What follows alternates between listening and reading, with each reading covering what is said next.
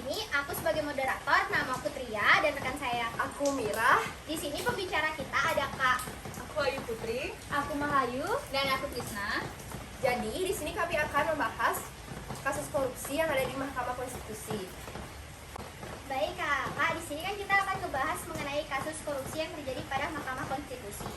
Siapa sih yang terlibat dalam kasus korupsi di Mahkamah Konstitusi itu? Yang terlibat itu ada Bapak Patrialis Akbar dan Akhil Mokhtar. Nah, kan udah dibahas nih siapa aja yang terlibat dalam kasus tersebut. Sebelum kita lebih memasuki dalam kasus, boleh nggak sih kita dikasih tahu dulu definisi dari korupsi tersebut itu apa? Jadi, pengertian korupsi dalam kasus tersebut adalah suatu tindakan penyalahgunaan uang negara yang merugikan masyarakat karena menerima suap untuk kepentingan pribadi mereka. Nah, tadi kan sudah dijelaskan oleh Kak Mahayu nih, apa tuh pengertian dari korupsi. Selanjutnya, apa sih bentuk korupsi yang dilakukan pada kasus tersebut? Bentuk korupsi yang dilakukan pada kasus ini suap menyuap karena mantan Ketua Mahkamah Konstitusi Akhil Mokhtar diciduk KPK menerima uang sekitar 3 miliar pada beberapa tahun yang lalu, sedangkan Patrialis menerima suap sekitar $20.000 AS dan $200 Singapura atau sekitar 2,15 miliar seperti itu. Oh, banyak juga ya suap yang diterima oleh. Ya, benar, banyak banget. Baik Kak, tadi kan kita udah dibahas sama Kak Mahayu nih apa itu pengertian sama bentuk yang dilakukan dalam kasus korupsi di Mahkamah Konstitusi itu. Apa sih bentuk perilaku koruptif yang mungkin terjadi pada kasus tersebut? Mungkin yang menjadi pemicu Patrialis Akbar dan Akhil Mokhtar melakukan tindakan korupsi suap menyuap itu mungkin dulu semasa ia muda dia melakukan kayak memberi uang tips pada petugas, ada yang membuat KTP dan SIM. Selain itu juga dia memberi uang transport mungkin dan kayak gitu. Nah, perilaku yang koruptif kayak yang sering dilakukan, kalau dia sering melakukan itu pasti kan dia tuh kayak nggak nyadar gitu ya. Kita juga sebagai mahasiswa kayak hal-hal kecil di keluarga tuh pasti sering kita lakukan. Nah, kalau mereka sekarang tuh udah kayak merugikan negara tuh pasti udah besar, dia sering melakukan tindakan yang memicu jadinya suap menyuap yang seperti dia lakukan saat ini tuh. Kayak gitu sih. Untuk kakak-kakaknya yang ada, kakak pernah nggak sih ngelakuin sikap koruptif tersebut? Kalau untuk aku sih pernah ya, apalagi kalau sering disuruh belanja sama orang tua ya pastinya. Misalnya disuruh belanja ke warung, dikasih uang 20.000, misalnya ada sisa 10.000, biasanya langsung aku ambil, nggak aku balikin ke orang tua. Itu kan termasuk perilaku koruptif ya teman-teman. Untuk itu kemungkinan nggak sih Kak kita yang ngelakuin sikap koruptif itu untuk mungkin kedepannya kan kita juga bakal kerja atau di organisasi yang ada di kampus kita, kemungkinan nggak sih kita bakal melakukan ada sikap korup yang bakal kita mengakibatkan kita melakukan tindakan korupsi itu? Kalau menurut aku sih ya, kalau kita sebagai mahasiswa, apalagi mungkin sebagian besar dari kita juga pasti pernah melakukan tindakan perilaku koruptif. Tapi nanti kita kan semakin kita beranjak lebih dewasa, kita tuh harus meningkatkan kita kayak rasa kejujuran dalam diri kita, integritas kayak gitu. Kalau misalkan kita terus bersikap kayak gitu, pasti juga diri kita merugikan diri sendiri juga ya. Di samping kita merugikan orang tua kayak gitu. Menurut aku sih kayak gitu. Kita tuh harus kayak semakin kedepannya kita tuh kan dewasa, tingkatkanlah kita rasa integritas kita, menunjukkan bahwa kita tuh nggak sebagai mahasiswa, apalagi kita di Undiknas ya, kayak mahasiswa Undiknas udah mendapatkan pelajaran pendidikan anti korupsi kayak gitu, nggak melakukan korupsi berarti kan bangga mungkin ya, berhasil, dosen pembimbing juga berhasil membimbing kita sebagai mahasiswa kayak gitu sih. Terima kasih Kak. Selanjutnya, faktor apa sih yang menyebabkan hal tersebut bisa terjadi pada kasus ini Kak? Kalau dilihat dari kasus Patrialis Akbar dan Akhil Mokhtar tuh, faktor yang terpenting tuh berasal dari diri sendiri.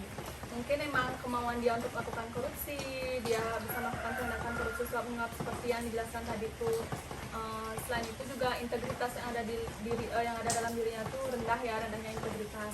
Selain itu juga faktor eksternal yang mempengaruhi itu ada proses perekrutan hakim konstitusi itu sering bermasalah ya, yang mengakibatkan rekam jejak yang dilakukan hakim konstitusi itu sering diperbincangkan. Nah, yang kedua tuh fungsi pengawasan yang lemah, karena fungsi pengawasan Mahkamah Konstitusi saat ini tuh mengandalkan dari kode etik Mahkamah Konstitusi yang menyebabkan dimana kalau misalkan dia melakukan tindakan korupsi itu kode etik MK ini memberikan hukuman yang nggak setimpal, sanksi yang kurang. Dan selain itu juga pada tahun 2006 kalau nggak salah 2006 itu Mahkamah Konstitusi menghapus kewenangan Komisi Yudisial untuk menjadi pengawasnya, kayak gitu sih Kak. Baik, jadi menurut kakak apakah di negara kita untuk lembaga-lembaganya sudah bisa dibilang katakan baik, cukup baik atau bagaimana kak? Menurut aku ya 50-50, ada yang baik ada yang kurang. Yang baik itu untuk pembangunan udah mulai merata ya, hampir merata. Kalau dari tindakan hukum ini kurang ya, karena misalkan nih ada kasus nenek-nenek mencuri kayu bakar buat kehidupannya dia, dihukum bertahun-tahun, terus dendanya bermiliar-miliaran. Sedangkan yang korupsi yang merugikan negara itu dihukumnya 7 tahun, 8 tahun, bahkan dendanya mungkin nggak seberapa dari korupsi yang mereka ambil itu, kayak gitu sih. Baik, pemberantasan dan penegakan hukum apa sih yang udah dilakukan pada kasus tersebut? Nah tadi kan sama Kak Mayu sama Kak Ayu tadi kan udah jelasin ya kayak kasus apa aja yang dilakuin, kayak pelaku koruptif apa aja. Nah aku mau nanya dikit aja ya, kayak dia tuh juga ternyata melakukan suap daging sapi sebesar yang 20 dolar tadi. Nah dia tuh setelah melakukan satu suap yang itu, dia juga melakukan suap untuk sebesar kayak kurang lebih ya 4 miliar 43 juta itu untuk terkait keputusan undang-undang tentang peternakan dan kesehatan hewan. Nah dari kasus tersebut secara logika bisa dilihat kalau hukuman itu pasti berat ya dari kasus-kasus yang udah banyak tadi. Nah setelah itu jadi jasa penuntut hukum dan hakim ini juga udah merancang apa aja sih yang konsekuensinya dia harus sebesar apa sih, seberat apa. Nah jadi setelah itu udah ada nih putusan dari pidananya beliau, itu beliau dijatuhi hukuman membayar denda sebesar 300 juta untuk subsidi pidana kurungan selama 3 bulan. Nah dia juga mendapatkan pidana penjara selama 7 tahun dan telah dilaksanakan sejak 27 Agustus 2019 ini, kemarin ini. Nah selain hukuman yang tadi itu, dia juga mendapatkan pidana badan pada tanggal 3 Oktober 2019, yaitu membayar uang pengganti sebesar 4 miliar 43 juta dan 10 dolar USD kepada rekening KPK yang nantinya akan dikembalikan kepada negara. Menurut kakak nih, hukuman yang dia diterima sama perbuatan yang dia lakukan itu setimpal nggak sih, apa gimana? Kalau dilihat sih dengan jumlah yang segitu, terus masa penjara yang 1 tahun, itu tuh kurang ya kalau misalnya dilihat-lihat itu dari kasus yang dia udah bermiliar-miliar itu. Nah tapi sebelumnya sebenarnya jasa penuntut umum itu sempat mengajukan hukuman yaitu 8 tahun dan sejumlah denda yang lebih besar. Tapi karena patrialis ini pada saat percobaan masa hukuman itu melakukan tindakan yang baik seperti aktif dalam sidang-sidang, jadi hakim memutuskan untuk hukumnya dikurangi lah gitu. Oke, penjelasannya sangat rinci banget ya kak ya. Maaf kak, tadi sebelumnya kan kakak dapat ngejelasin tuh kalau misalnya dia tuh dapat kurangan waktu hukuman penjara karena dia melakukan hal yang baik di penjara. Apakah hal tersebut bisa kita yakin untuk dia akan berubah di kedepannya atau gimana kak? Pemerintah itu kan ada keputusan kayak saat pidana itu udah dijatuhkan terhadap tersangka ini, jadi dia tuh saat melakukan tahanan tuh dilihat perilakunya, apakah dia kooperatif dalam sidang-sidang gitu, terus dia di tahanan juga melakukan tindakan yang baik. Jadi kalau udah dia kooperatif terus tindakan yang baik, ada pengurangan masa tahanan gitu. Jadi pemerintah menganggap saat udah di penjara dia tuh melakukan tindakan baik nih, berarti kayak udah ada efek jerah gitu, udah ada rasa pengen memperbaiki diri gitu. Jadi kayak pemerintah tuh melakukan suatu gimana ya, penghargaan lah, kayak berarti orangnya udah mau berubah, jadi kayak diberikan pengurangan masa tahanan. Itu juga berlaku untuk tahanan-tahanan yang lain kok di penjara. Baik kak. Nah tadi kan kakak udah ngejelasin nih pemberantasan dan penegakan hukum yang terjadi pada kasus tersebut. Selanjutnya dampak apa sih yang terjadi pada terkait kasus tersebut? Nah, patrialis ini kan mantan hakim MK ya. Jadi hakim itu kan terkenal harus jujur nih, harus sesuai dengan undang-undang yang berlaku, harus kayak bisa mengambil keputusan yang terbaik gitu.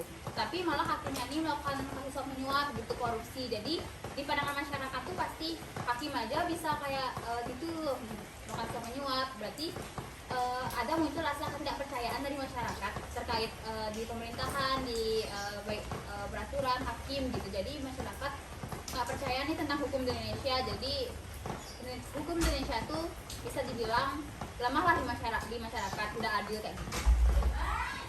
Untuk kakak sendiri, tanggapan kakak mengenai pemerintahan kita itu gimana sih kak?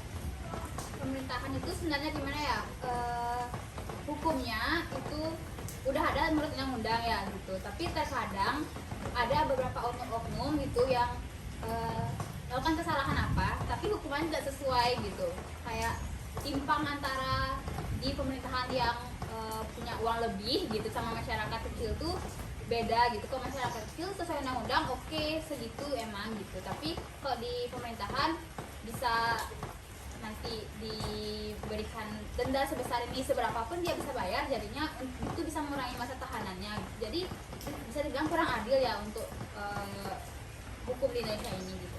Apakah kakak sendiri bisa mempercayai pemerintahan, sistem pemerintahan di Indonesia kita ini atau gimana? Atau tidak? Sebenarnya kan tidak semua ya kayak pemerintahan itu nggak jujur gitu. Tapi dari kasus-kasus yang dilihat ini banyak banget kayak oknum-oknum yang mementingkan dirinya sendiri gitu. Jadi otomatis masyarakat tuh pastilah nggak percaya ada gitu sama pemerintah. Tapi sebenarnya ada gitu pemerintah yang jujur juga, kayak sesuai sama tugasnya dia kayak bisa melayani masyarakat gitu. Jadi ada yang pemerintah yang harus dipercaya, bukan harus patut dipercaya gitu loh, berdasarkan kerja-kerja yang sudah dilakukan gitu. Tapi ada juga yang karena udah kerja kasus muncul rasa nggak percaya terhadap pemerintahan tersebut gitu.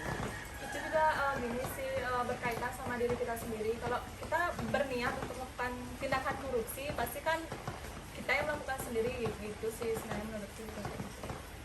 Baik, untuk Kak Ayu Putri, menurut kakak upaya apa sih yang bisa kita lakukan untuk mencegah kasus ini terulang lagi di kedepannya? Kalau menurut aku sih ya, Patrialis Akbar dan Hakim Mokhtar tuh seharusnya KPK tuh memperkuat lagi pengawasan terhadap nggak Mahkamah Konstitusi aja sih, semua aspek pemerintahan kayak gitu, supaya kasusnya ini nggak terulang lagi. Kayak dia tuh KPK tuh udah memberi supervisi kayak deteksi kepada sistem-sistem pemerintahan. Mungkin ini dah kayak contohnya kasusnya Patrialis dan Hakim Mokhtar nih, supaya nggak terulang lagi ke depannya kayak gitu. Apakah untuk kakak yang lain ada yang ingin menambahkan mungkin? Untuk upaya pencegahan sebenarnya dari diri sendiri sih sebenarnya kan, kayak kita tuh harus sadar nih, korupsi itu kan merugikan negara ya, negara, orang lain, diri sendiri juga gitu.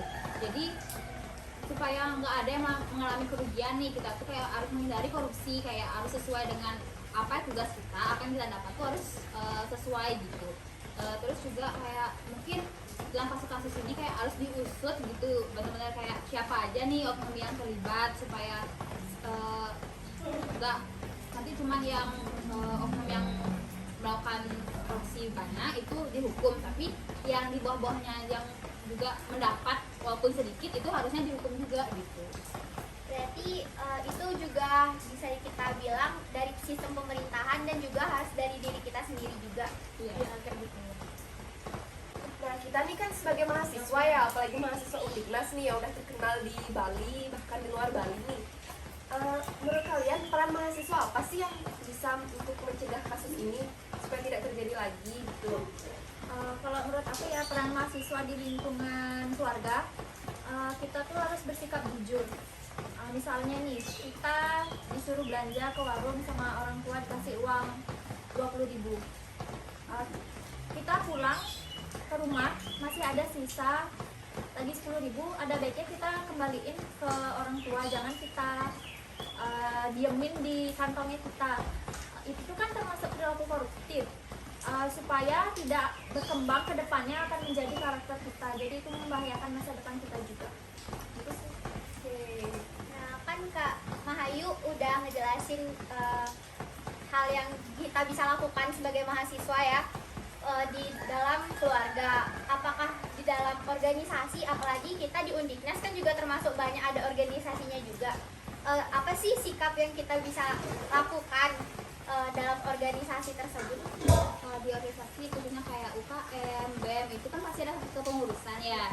Dan jadi kepengurusannya itu harus benar-benar diperhatikan nih, kayak dari segi administrasinya gitu, terus pengeluaran, pemasukan itu harus sesuai dengan faktanya gitu. Terus juga kewajiban sebagai anggota itu misal kayak untuk membayar apa itu sesuai gitu. Terus langsung ke bendahara gitu, misalkan tidak ada kayak owner lain yang ikut ke pembayaran itu. Jadi nanti masalah bakal kayak ada suap menyuap itu bisa jadi gitu di organisasi. Jadi itu tuh harus dihindari.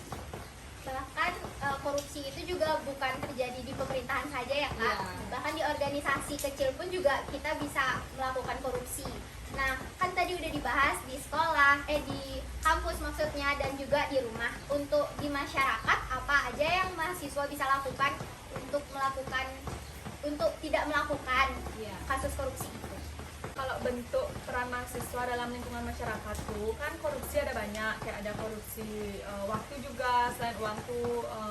Terus kalau peran kita sebagai mahasiswa tuh kita kayak aktif dalam mengikuti kampanye tentang say no to korupsi kayak gitu ya. Terus seminar gitu yang kayak membawakan tentang korupsi itu apa sih, dampaknya itu apa sih bagi kita, bagi diri kita, lingkungan sekitar, yang terutama keluarga ya.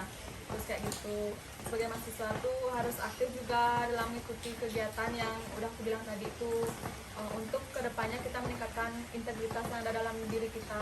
Kita kan juga mahasiswa yang khususnya semua teman-teman juga udah mendapatkan pelajaran pendidikan anti korupsi. Itu juga peran kita untuk memberantas korupsi yang terjadi kayak gitu, biar kita nggak mencontoh yang jelek gitu ya. Setidaknya kita tahu apa sih dampak kayak korupsi itu yang berdampak besar, apalagi udah kayak kasus Patrialis Akbar dan Akhil Mokhtar tuh kayak merugikan negara udah miliaran kayak gitu sih.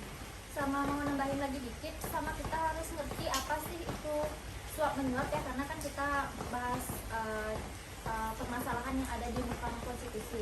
Jadi kita harus paham suap menyuap.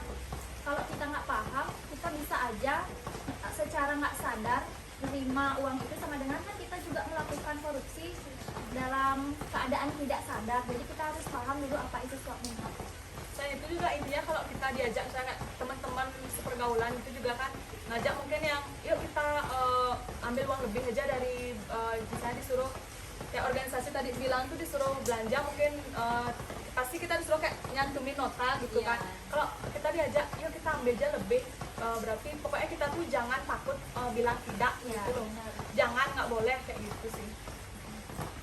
Baik, berarti korupsi itu sendiri juga bisa dari diri kita sendiri juga, dimulai dari diri kita sendiri. Berarti upaya yang harusnya benar-benar kita lakukan adalah dari diri kita sendiri dalam mengatur bagaimana untuk mengatakan tidak pada korupsi. Iya, iya benar.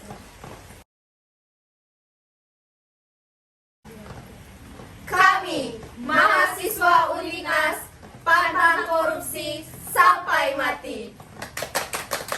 Jadi mungkin segitu aja untuk bincang-bincang kali ini mengenai kasus korupsi di Mahkamah Konstitusi. Dan terima kasih juga buat kakak-kakak udah meluangkan waktunya sebentar untuk melakukan bincang-bincang ini. Nah, mungkin apabila kita melakukan kesalahan atau tutur kata kita kurang sopan untuk didengar, saya minta maaf mewakili semuanya juga. Mungkin sekian aja dari kita semua. Saya ucapkan terima kasih dan sampai jumpa kembali. Bye-bye. Bye.